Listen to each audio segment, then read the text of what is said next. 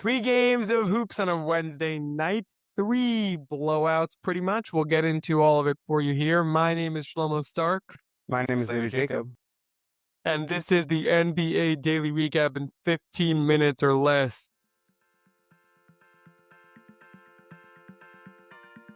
A pretty boring night, as we predicted yesterday. I think that this is where like the first round gets a little boring. When you get to these 2-7, 1-8 matchups where it's like, ah. But anyway, let's get into the games.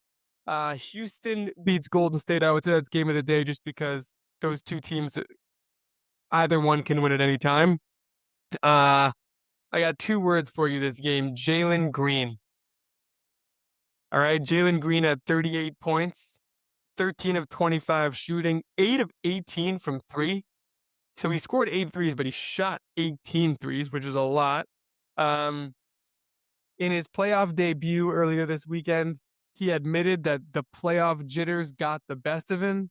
He said the lights were bright, the crowd was here, the court looked huge, and he didn't get a chance to settle in. His legs were shaky. Things were a lot different last night. What's in that for him in the regular season? When he scores 7 points in the regular season. Oh, good call out. Good call out. Yeah, it was a pretty classic Jalen Green. But anyway, I think he did a good job. I was trying to be positive. He did a good job of answering back.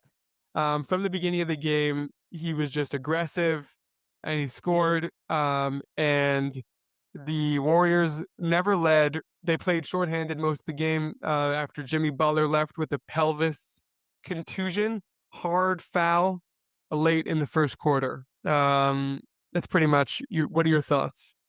There was a play that people are saying that Amen Thompson is dirty. He's a very physical player. This game was insanely physical. The refs let a lot go. You could see a lot that Steph was kind of getting pulled this way and that way on his jersey, everything. But he was still able to put up the best fight that he could with everybody out. Pajemski also went out for a period of time in this game. But Amen, at some point in the game, went up for a rebound, or I guess went down for a rebound. Jimmy went up for the rebound, and he ended up undercutting Jerry Butler. I don't think it was intentional, honestly. Looking back at the replay, you see online right now, there's a lot of discourse about it. People are saying Draymond pushed him. People are saying that, he meant to do it. It really, to me, it looks like he just didn't get his footing. He was clearly going towards the rim to try to get the rebound and tried to jump, but he didn't have the footing for it. So he ended up undercutting Jimmy Butler. He fell on his back, Jimmy Butler. It didn't look good. He limped off the court. Hopefully, it kind of just bruised the tailbone. He can kind of, figure it out for the next game. But the Warriors really, really missed having Jimmy Butler out there. They actually put in Kuminga for the first time. And he looked kind of pedestrian. I mean, I don't know if we know what a full-fledged, Kuminga with a green light looks like, but it didn't look impressive last night. I wanted to say that this is the thing that we mentioned in game 1 about Jalen Green is that if he, scores a few more points, they're winning this game, or they're winning whichever game that they're in, and that's exactly what happened tonight. They won by a good margin. All those threes, and on offense, they were like the Rockets really had a lot of different options, and you could see it tonight that it was really hard for the Warriors to keep up at all because they just had more competency on the offensive end. Yeah, so you said a lot there. I'm only going to respond to one thing that you said. And it's just, I'm going to say it and we're going to move on to the next game because we don't need to get into it. We disagree, and that's okay. It was a dirty play. He was a dirty player, and this is a dirty team. He went right under Jimmy Butler.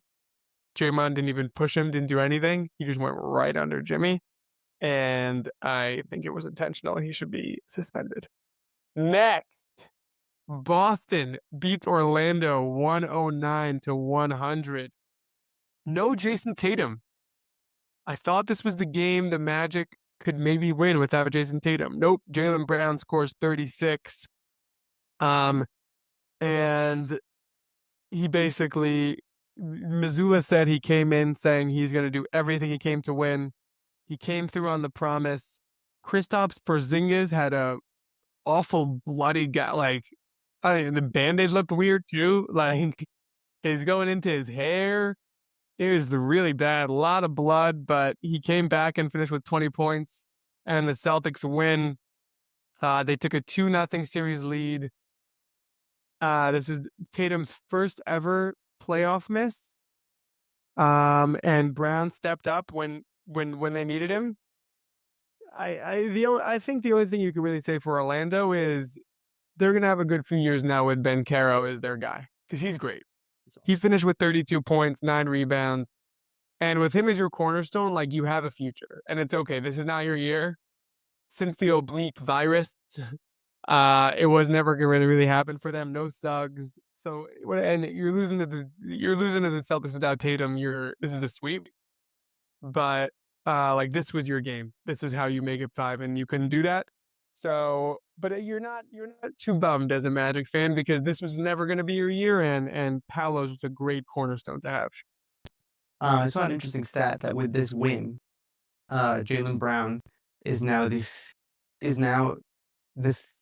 player with the 5th most playoff wins before at the age of 28 and younger. I thought that was an interesting stat. It's a pretty good winning stat. He's been on the Celtics all the time. It's pretty good. What's the face? 5th most wins for 28 and younger. That sounds like a LeBron stat. Playoff win. Playoff win. That sounds like a LeBron stat. It's like most wins ever for a 40-year-old on a Tuesday. Like, okay, fine.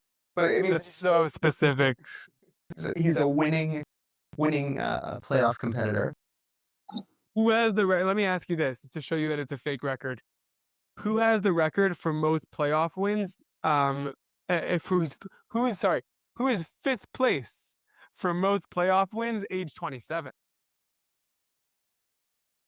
Exactly. Probably Jason Tatum, actually. And my point is, who knows? Like, what do you don't even know first place. You talk about 5th place, man. That's fair.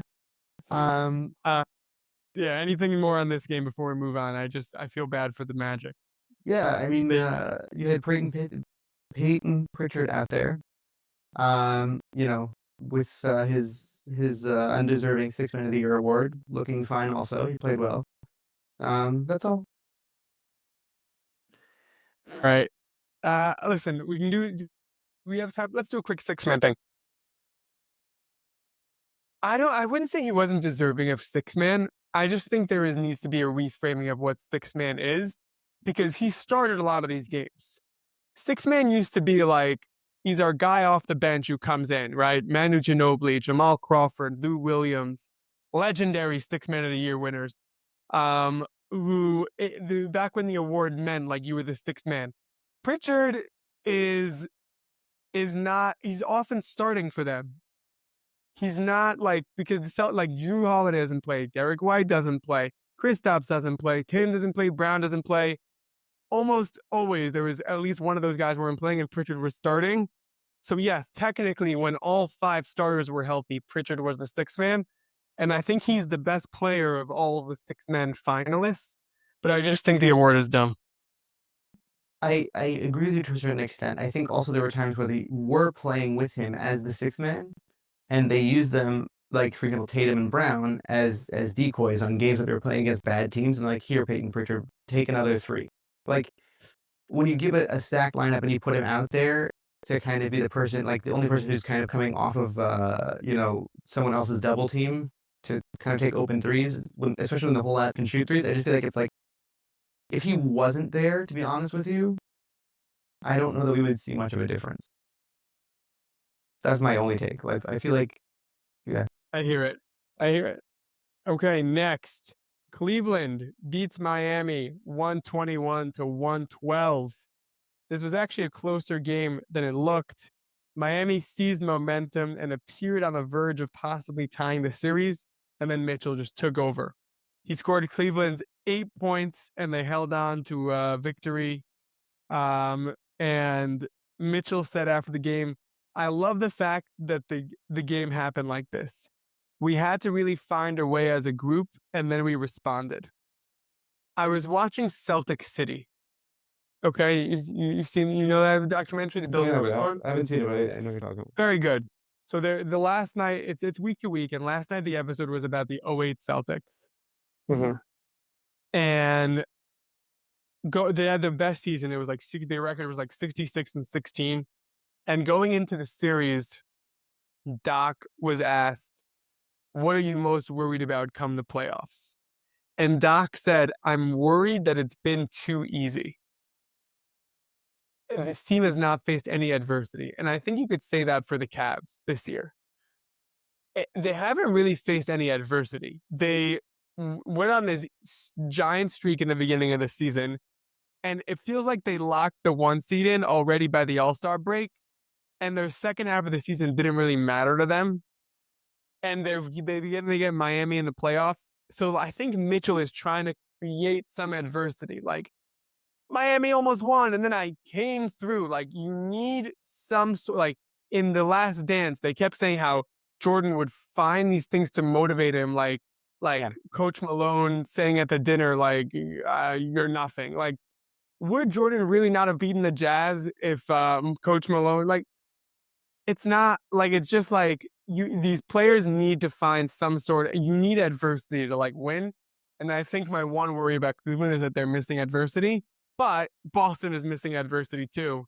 So, and they're the 2 best teams. So it's more like, yeah, like, it's, I don't know. I don't know. I'm just kind of spitballing here.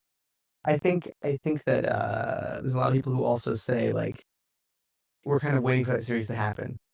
And it's similar like with the playoffs when you're in the regular season. Like it's a lot of people who are like, well, what does the regular season matter, right? Like it's hard to find extra that extra you know piece to motivate yourself. What I will say that it was interesting while watching this game or this parts of this game, I'm noticing how much motion is going on in their offense, which is to me a good sign. It means that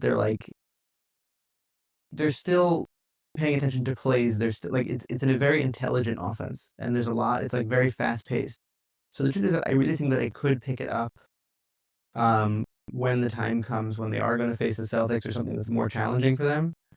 I just, uh, it's like a little bit of a symptom of they haven't proven it yet.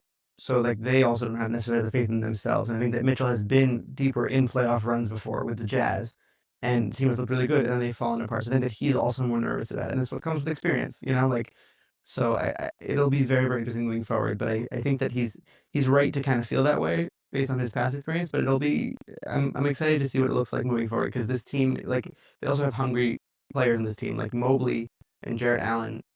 Garland, kind of with his injuries, kind of back and forth. But I think that this team is like interested in winning. So when the time comes, it'll be fun. I think. I'm very excited. They also hit a lot of threes. They scored 11 threes in the second quarter, which was a record, and they scored 22 threes for the game, which was the 6th most ever. Anyway, that was the NBA Daily Recap in 15 minutes or less. I want to thank you, Levi, for co-hosting and producing, and I want to thank you for listening.